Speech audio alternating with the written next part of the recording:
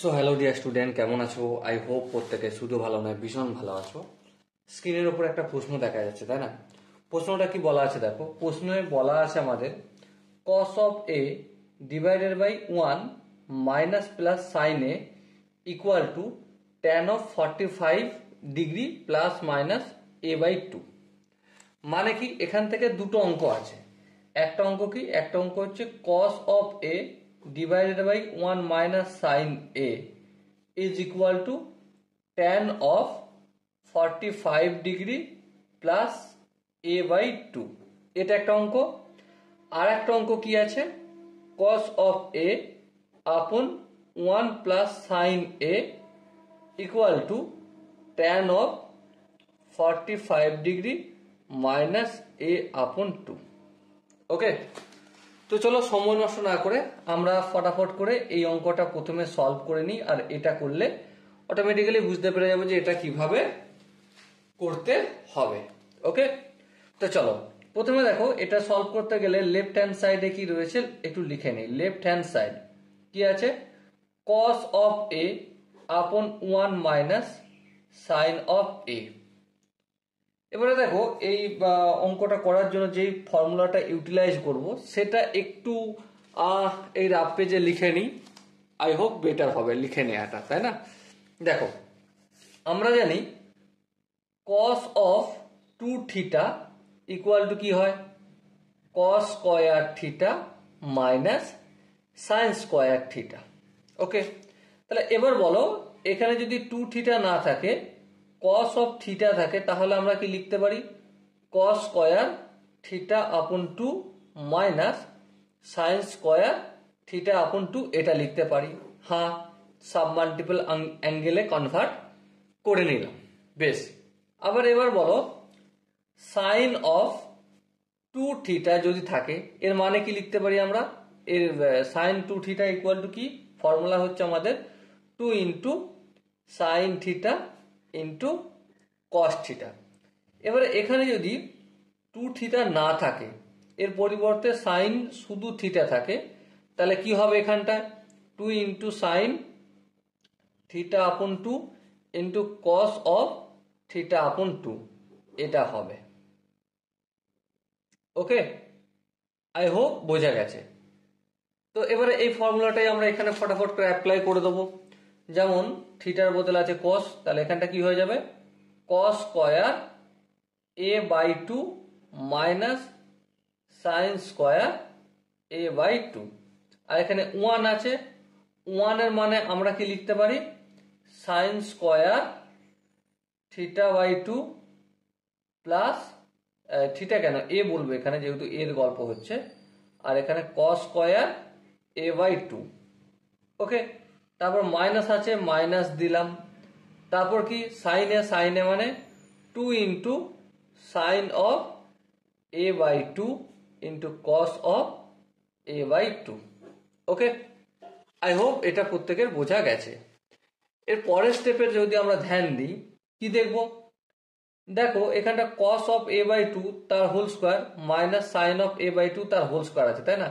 তার মানে A square minus B square সূত্র কি হয়, এ প্লাস বি। এ বলতে এখানে cos of A by 2 plus B বলতে এখানে sine of A by 2 into A minus B মানে cos of A by 2 minus sine of A upon 2। Clear?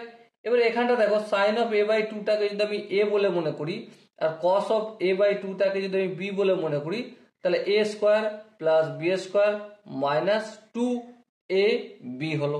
এটা কিসের সূত্র, এ মাইনাস বি তার হোল স্কোয়ার সূত্র, এ মাইনাস বি মানে sine of A by 2 minus cos of A by 2 তার whole স্কোয়ারের সূত্র হলো।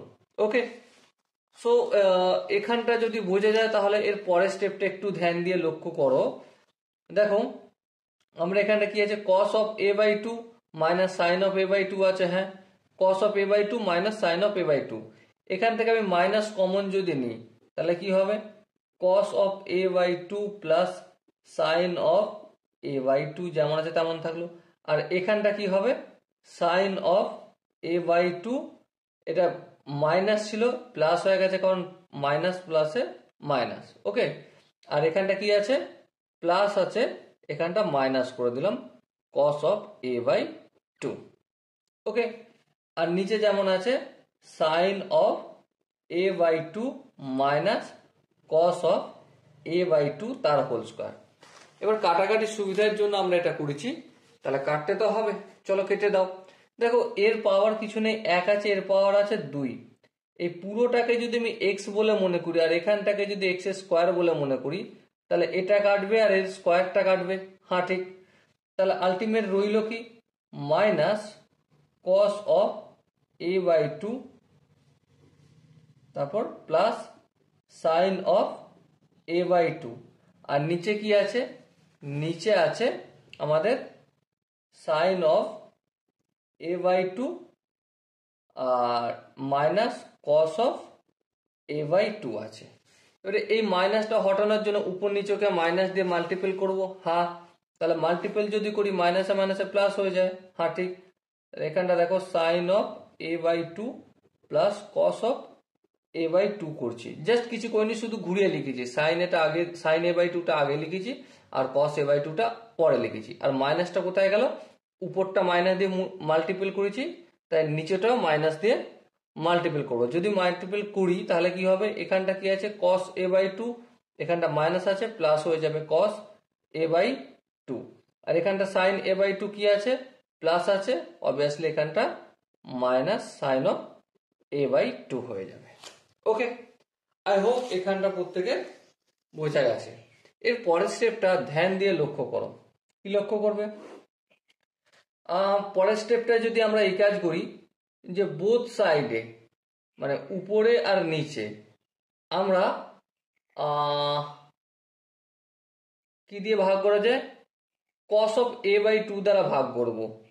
হর আর লবকে cos of A by two দ্বারা ভাগ করছি, ঠিক আছে, টু দ্বারা ভাগ করলাম।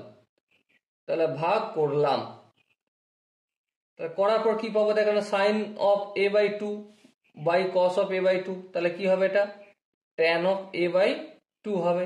আর এখানটা প্লাস ওয়ান হয়ে যাবে, কারণ cos of A by two by cos of A by two one হবে। আর এখানটা কি হয়ে যাবে, one minus tan of A by two. Okay, এর পরের স্টেপটা দেখো, এই ওয়ানের জায়গায় আমরা কি লিখতে পারি, ট্যান অফ 45 ডিগ্রি, তারপর plus tan of A by two, আর নিচেরটা one minus tan of A by two into tan of 45 degree. কিছু নেই মানে তো এক গুণ আছে, হ্যাঁ, তার মানে ট্যান অফ 45 ডিগ্রি। তো এটা কিসের সূত্র, tan of 45 degree plus A by two এর সূত্র। Okay, so dear student, I hope তোমরা প্রত্যেকে এই কোশ্চেনের যে কনসেপ্টটা সেটা বুঝতে পেরেছো। এবার একইভাবে এটা যেভাবে প্রমাণ করেছি সেম ফর্মুলা কাজে লাগিয়ে আমরা এটাও প্রমাণ করতে আই হোপ পারবো। আর এটা তোমাদের জন্য আমি হোমওয়ার্ক দিয়ে দিলাম। Okay, so dear student, I hope এই কোশ্চেনের কনসেপ্টটা ক্লিয়ার। যদি কোনো জায়গায় বুঝতে অসুবিধা থাকে, ডাউট থাকে, কনফিউশন থাকে, তো কি করতে হবে, কমেন্ট সেকশন রয়েছে, কমেন্টে অবশ্যই জানাতে হবে। আর দেখা হচ্ছে নেক্সট ভিডিওতে, ততক্ষণ পর্যন্ত ভালো থেকো, সুস্থ থেকো এবং জয় হিন্দ।